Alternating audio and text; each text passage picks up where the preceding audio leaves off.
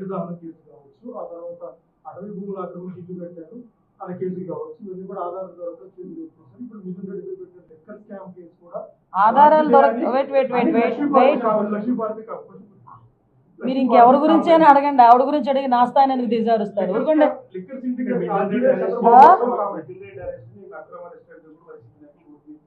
ఏంటంటే sorry, Mithun Reddy arrest అది అక్రమ అరెస్టు సక్రమ అరెస్టు కోర్టులు చెప్తాయండి. ఒక ఎంపీని అరెస్ట్ చేయడం అనేది it's not a easy thing. ఎన్నో ఎవిడెన్స్లు ఉండి పక్కా ఎవిడెన్స్లు ఉంటేనే కానీ ఒక ఎంపీని అరెస్ట్ చేయలేం.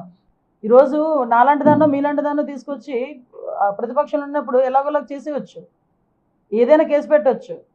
కానీ ఒక ఎంపీ మీద మేము అరెస్ట్ చూపించారు అనేటప్పుడు వితౌట్ ఎనీ ఎవిడెన్స్ చేయకూడదు అలా ఏమి రూల్ ఏం లేదు. వితౌట్ ఎవిడెన్స్ ఉంటేనే మేము చేస్తాం, ఎవిడెన్స్తోనే చేశారు. కాబట్టి అవన్నీ అక్రమమా సక్రమా అని కోర్టులు తెలుస్తాయి, కోర్టులో తెలుసుకోండి. దానికి ఎందుకు ఇక్కడికి వచ్చి గగ్గోలు పెట్టడం? సారీ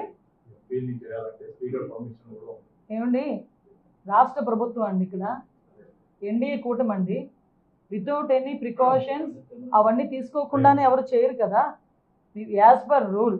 ఈరోజు అన్ని రిమాండ్ ఇచ్చారంటేనే, కోర్టు రిమాండ్ ఇచ్చిందంటే కోర్టు ఆదేశాలను గౌరవించాలి. మనం కోర్టు ఆదేశాలను గౌరవించాలి అనుకుంటే కోర్టు అన్ని సక్రమంగా ఉంటేనే కదా, వాళ్ళ ఫైలింగ్ అంతా సక్రమంగా ఉంటేనే కదా రిమాండ్ కూడా ఇచ్చేది. కొన్ని సందర్భాల్లో కొన్ని ఇష్యూస్లో ఎంత